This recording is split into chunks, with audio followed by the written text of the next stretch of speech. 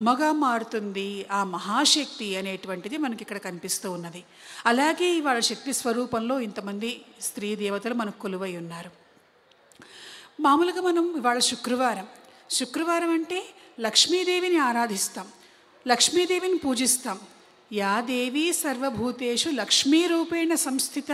లక్ష్మి కావాలందరికీ కూడాను. డబ్బు కావాలి, ధనం కావాలి అంటే లక్ష్మీదేవి అనుగ్రహం పొందాలి.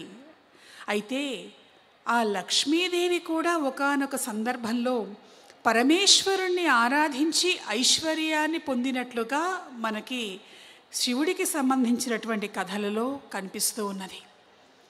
మనకి అందరికీ కూడా కుబేరుడు తెలుసు. దిక్పాలకులలో ఒకడు యక్షరాజు. ఆ యక్షరాజు అయినటువంటి కుబేరుడికి ఐశ్వర్యాన్ని అనుగ్రహించాడు పరమేశ్వరుడు. శివుడు ఏమిస్తాడు అనంటే చాలామంది శివుడు లయకారకుడు, మోక్షాన్ని ఇస్తాడు, కైలాసానికి తీసుకువెళ్తాడు అని అనుకుంటూ ఉంటారు.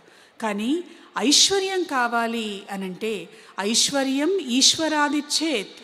ఐశ్వర్యాన్ని ఇచ్చేటువంటి వాడు ఈశ్వరుడు. ధనం అంటే కేవలం సిరి సంపదలు, కానీ ఐశ్వర్యం అంటే సిరి సంపదలతో పాటుగా వైభవం, వైభోగం, అధికారం, మర్యాద, గౌరవం, పరివారం ఇవన్నీ కూడా